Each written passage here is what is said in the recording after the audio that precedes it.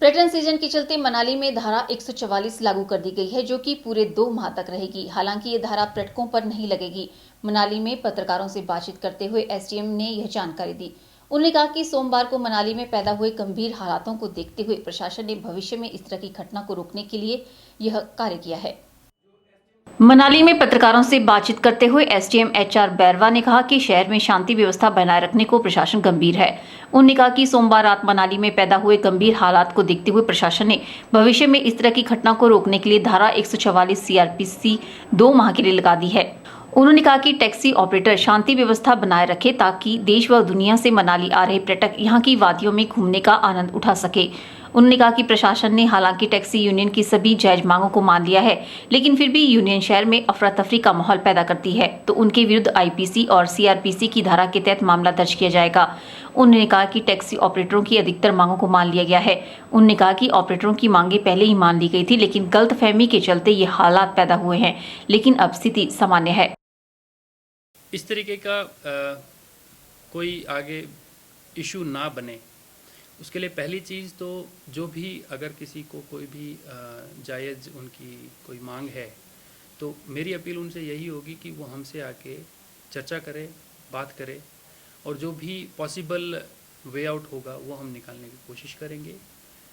इसके बावजूद भी अगर कोई ऐसी स्थिति पैदा होती है तो जो हमारे आईपीसी और सीआरपीसी के तहत जो कानूनी प्रावधान है उसके तहत जो भी प्रक्रिया इस तरीके की स्थिति से निपटने के लिए है वो कल शाम को करीब 5 बजे के आसपास जो टैक्सी ऑपरेटर्स यूनियन है उनके साथ हमने कुछ वादे किए थे और उनको कोई मिसकम्युनिकेशन हुआ जिससे उनको लगा कि वो वादे शायद उनके पूरे नहीं हो पा रहे हैं।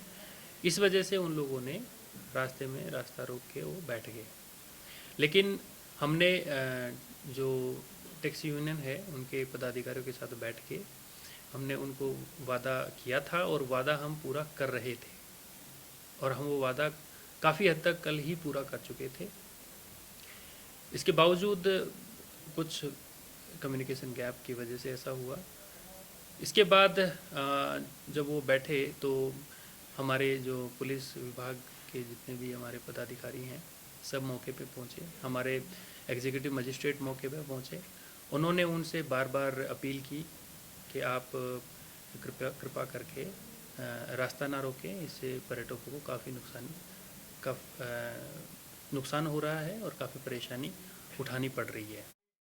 वहीं कांग्रेस नेताओं ने स्थानीय विधायक गोविंद ठाकुर पर राजनीतिकरण का आरोप लगाया है। सोमवार को टैक्सी यूनियन द्वारा किए गए चक्का जाम पर मनाली कांग्रेस नेताओं की नींद भी खुल गई है।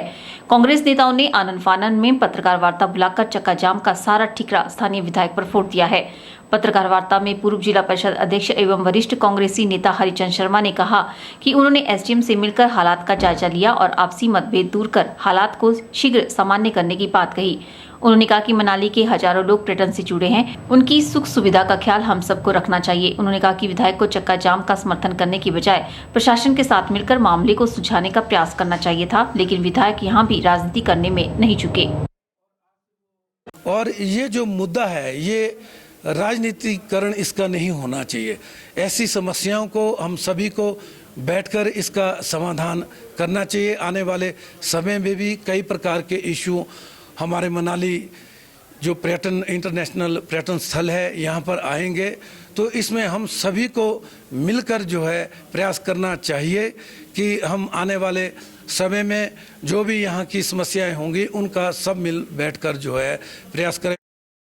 एसडीएम ने बताया कि ऑनलाइन परमिट की समय सारणी में फेरबदल कर दिया गया है। अब वाहन चालक दिन के 12 और रात्रि 12 बजे रोहतांग के लिए ऑनलाइन परमिट प्राप्त कर सकते हैं।